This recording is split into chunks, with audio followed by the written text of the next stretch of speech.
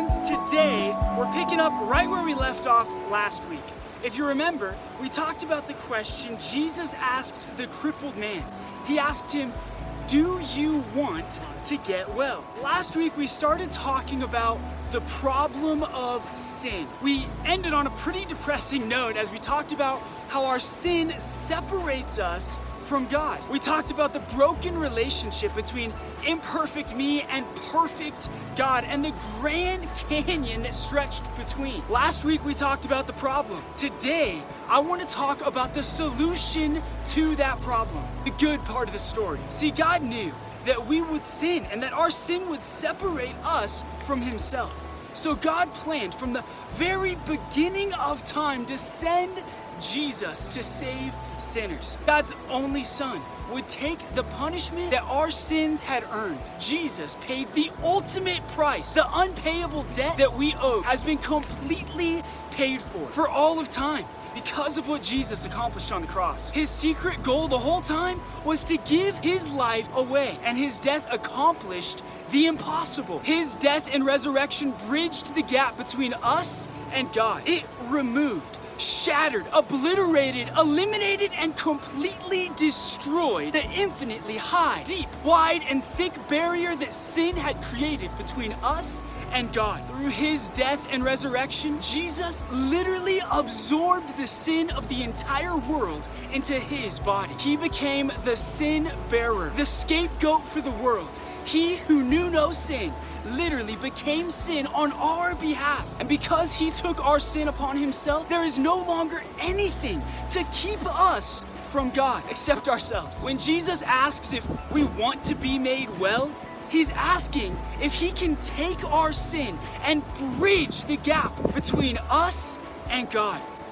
And if we say yes, if we accept this free gift, God will take away all of our sin. He'll throw it as far as the east is from the west, into the deepest ocean, and we can be in right relationship with our God once again. The God of the universe, our creator. Access to God is again possible. There is, for the first time since the fall of Adam and Eve, the possibility of a right relationship with our God. With His death, what Jesus came to accomplish was finished. From the dawn of time to the end of days, it is finished. It's done and cannot be undone. But the question still stands.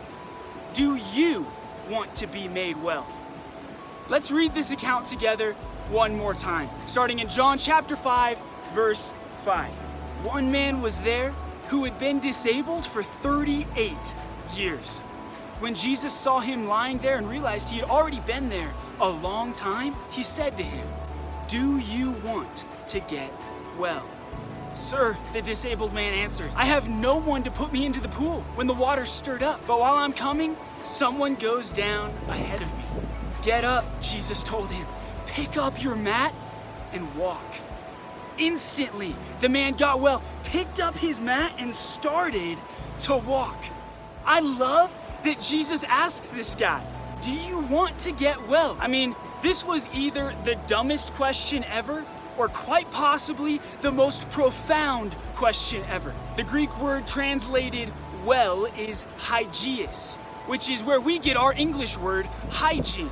The word actually means whole, complete, full, clean, and healthy. It's a big word. It has depth and quality and a weightiness to it. See, when Jesus asked if he wanted to be made well, He was offering him life, and not just life, but life overflowing, life to its fullest. This wasn't just a little thing that happened.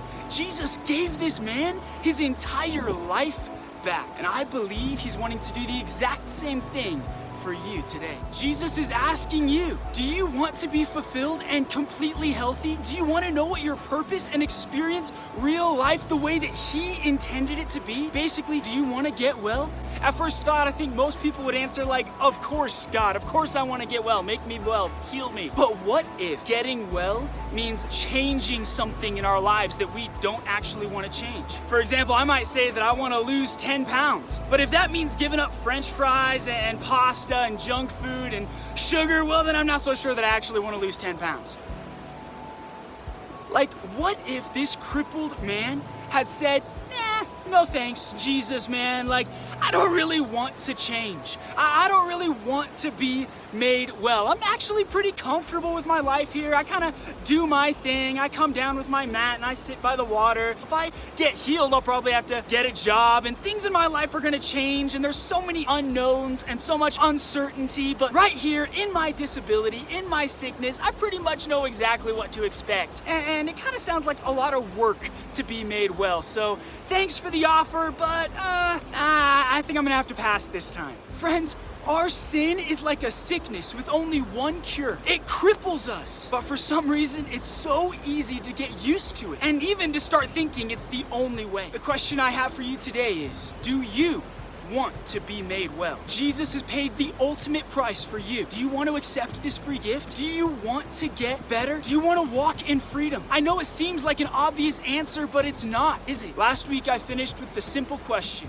what can be done to make things right with God? Friends, I believe there is a common thread between the horrible events in the news that we looked at last week and the hard things that happen in our lives. And the solution is Jesus. How? The account of his life, the reason for his death, and the life that is now available to us through his resurrection. Do you guys want to know why Jesus went to the cross? It was for you and for me.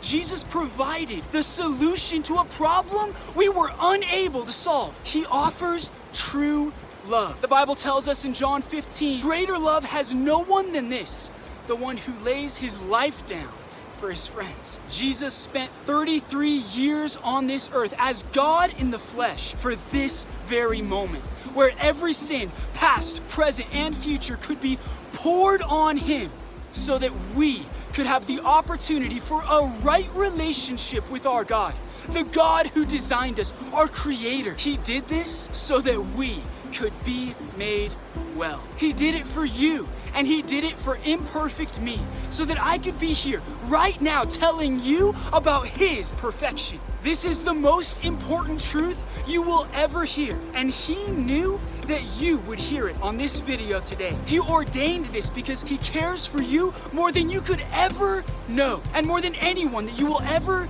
meet. How does that make you feel about God? Why don't you just tell him? Did you know that God actually wants you to talk to him? He loves it when you talk with him. Do you want to be made well today? He's asking you this question. What will be your response? If your answer is yes, then just ask. He'll meet you right where you're at. And if you would like help on this journey, man, I am here. I'd love to walk with you. I'd love to talk with you about this process. We definitely live in a broken world. There are a lot of problems, but I promise you, Jesus is the answer. He's the hope that we've all been searching for. How will you respond?